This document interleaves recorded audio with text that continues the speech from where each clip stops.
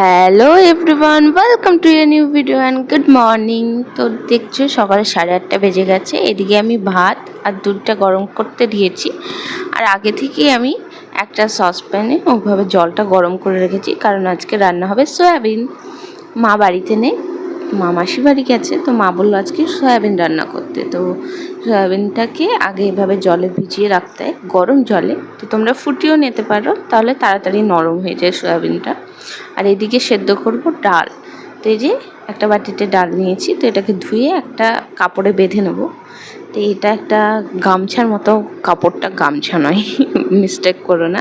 তো ওটাতেই ডালটা বেঁধেছি, ওটাকে ভাতেই দিয়ে দেবো, কারণ আলাদাভাবে সেদ্ধ করব না, আবার এক্সট্রা একটা জায়গা নোংরা হবে সেই জন্য। তো ভাবছি যে ভাতের ভেতরেই সেদ্ধ করব। তো মা তো বললো যে এভাবে সেদ্ধ করলে নাকি ভাত নষ্ট হয়ে যায়, দেখা যাক কতদূর কী হয়। তো সয়াবিনটাকে একবার উপর নিচ করে নেব, নাহলে উপরেরগুলো আবার শক্ত শক্ত হয়ে থাকবে। এরই মধ্যে আমার ভাত রান্না কমপ্লিট হয়ে গেছে। তো ডাল সেদ্ধটাকেও আমি বের করে নিয়েছি, কারণ এভাবে রাখলে না ভাতটা আরও নরম হয়ে যেত, সেই জন্য। ওইদিকে জয়া চলে এসেছে, ও তো সেই ডিম ভাজা, তোর জন্য ডিমটাকে ভাজার আগে ভাবছি কুমড়োটাকে চাপিয়ে দিই। তো আজকে রান্না করব মিষ্টি কুমড়ো। তো ভাইয়ের শরীর খারাপের জন্য খুব একটা তেল ইউজ করতে বারণ করেছে, তো খুব অল্প তেলে রান্না করব।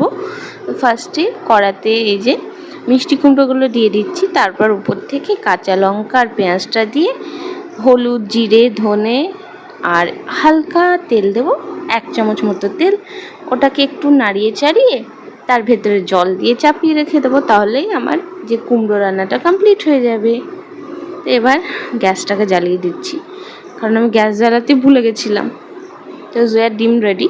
তো এবার রান্না করছি আমাদের সয়াবিন। তোর জন্য পেঁয়াজ দিয়েছি, ওপর থেকে 1 চামচ তেল দিলাম, আর কিচ্ছু দেবো না এতে। এর মধ্যে এবার তেজপাতাটা দিয়ে দিয়েছি।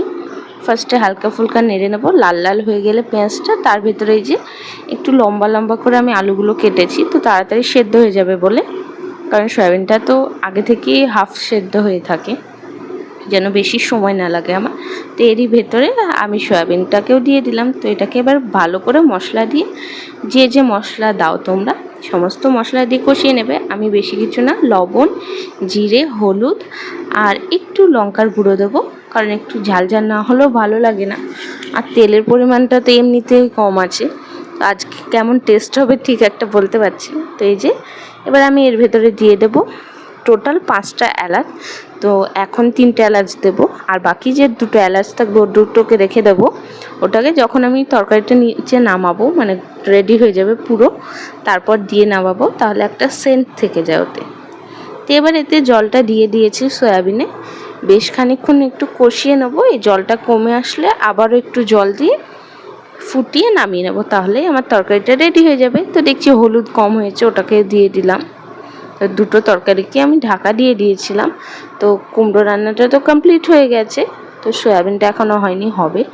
ওইদিকে আমি আমড়া রান্না করছিলাম, কারণ আমার টক খেতে খুব ইচ্ছা করছিল। তো আমার সয়াবিন রান্না কমপ্লিট হয়ে গিয়েছিলো, এর ভেতরে আমার ফোনের চার্জও শেষ, সেই জন্য বাকি প্রসেসটা দেখাতে পারিনি। জয়া খুব সুন্দর সয়াবিন রান্না খায়, তোকেও কিছু ভাত দিয়েছিলাম আর সয়াবিন আলু দিয়েছিলাম, ওগুলো খেয়ে নিল। এই তো গরমে চলে এসেছি রান্নাঘরে, কারণ আমি না থালা বাসনগুলো মাজতে ভুলে গেছিলাম। তো এগুলোকে সব মেজে আমাকে রেখে দিতে হবে। আর এই যে আমার ইয়ামি আমড়া রান্না, তো এটা দেখে আমার জিভে জল চলে আসে সবসময়। আর এটা হয়েছে আমার সয়াবিন রান্না, এটা কুমড়ো রান্নাটা আর ডাল সানা হয়েছিল, এটা তোমাদের আগেই বলে ফেলেছি আমি। তো এবার আমার কাজকামগুলো সব সেরে ফেলি, খুব একটা সময় হাতে নেই। তো এই যে থালা বাসনগুলো মাজা কমপ্লিট, দুধটাকে ফ্রিজে রেখে দিই। বাপরে, জয়া এই যে আয়নার সামনে কি করছে দেখো। তো এসে দেখছি যে ও আঙুল কেটে ফেলেছে ব্লেড দিয়ে, তো প্রচণ্ড কান্নাকাটি করছিল। তো হাতে একটু ক্রিম লাগিয়ে দিয়েছি, তো ওটাকে আয়নাতে দেখছিল, ওর পাপাকে দেখাচ্ছে, সকলকে একবার করে দেখানো হয়ে গেছে ওর, যে ওর হাতটা কেটে গেছে। তো ফার্স্টে তো প্রচণ্ড কান্নাকাটি করছিল, বারবার খেয়ে ফেলছিল ক্রিমটা। তোকে বকাঝকা করে কোনো রকমভাবে রাখা হয়েছে, একটু শুকিয়ে গেছে মনে হচ্ছে।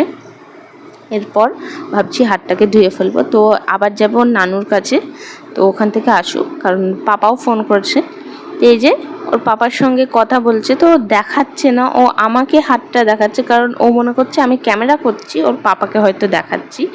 আর ওর পাপা ফোন করেছে, ওটাকেও একদম জড়িয়ে ধরে বসে আছে যে পাপা এই তাই। তো হাবিজাবি অনেক কথাই বলছে ও। যে এই কীর্তিগুলো দেখতে না খুব ভালো লাগে ওর। এই যে আমাদের পাজিটা, জয়ার হাসিটাও খুব মিষ্টি লাগে আমাদের, এত কিউট ইনোসেন্ট একটা ফেস, কিন্তু এর ভেতরে এত বদমাইশি আছে। তো এই যে দেখতেই পাচ্ছ ওর বাবা ভিডিও কল করছে ওর সঙ্গে, আর ওর শুধু আঙুলটা দেখানোর চেষ্টা করছে, তো কোনোভাবেই পাচ্ছে না, কিন্তু আমাকে দেখাচ্ছে। আমি ভাবলাম ওকে দেখিয়ে দিই, তো এইভাবে দেখিয়ে ও অনেকক্ষণ কান্নাকাটি করছিল, পাপা আমার লেগেছে, কত কি করেছে তোমাদের দেখাতে হতো, হয়তো আমি ভয়েসটা দিচ্ছি না কারণ আশেপাশে প্রচণ্ড বাজে আওয়াজ আসছিল। তো ওর আঙুল ব্যথার কান্না তো সেরেছে, এবার বলছে বাইরে চলো, তাই আমাকে বারবার ওড়নাটা দিচ্ছে। তো ভাবলাম ওকে নিয়ে একটু বাইরে যাই, তো চলো বাইরে যাওয়া যাক, একটু আশেপাশে হাওয়া নিয়ে আসি। একটু বাইরে না বেরোলে না ভালোও লাগে না, সারাদিন বাড়িতেই থাকি। তো জয়াকে নিয়ে বেরিয়েছি, তো এখানে না একটা বিড়াল পেয়েছে। তো এটা হলো এই যে বিড়ালের পেছনে তো সকলে লেগে আছে। তো এইভাবে অনেকক্ষণ খেলার পর আমরা বাড়ি চলে এসেছি। এখন বাজে রাত্রি 1:30। তোমরা কেউ হয়তো বিশ্বাস করবে না, তা আমার না এখনও ঘুম আসছে না, প্রচণ্ড মাথা যন্ত্রণা করছে। তো ভাবলাম মাথায় ভালো করে তেল লাগিয়ে দিই, তাহলে হয়তো আমার মাথা যন্ত্রণাটা কমবে। তো কোনোভাবে মাথা যন্ত্রণা তো আমার কমে না। দাঁড়াও তোমাদের টাইমটা দেখায়, এই যে রাত্রি 1:30 বাজে। খিদেও পেয়ে গেছিলো, সেই জন্য এই যে হরলিক্সও বানিয়ে নিয়েছি। তো ভাবলাম খেয়ে ফেলি, কী আর করবো, রাত্রিবেলায় তো আর কোনো কাজ নেই। তো আজকের মতো ভিডিওটা এখানেই শেষ করছি। যদি ভালো লেগে থাকে please like, share and subscribe to my channel. Thank you for watching, bye by.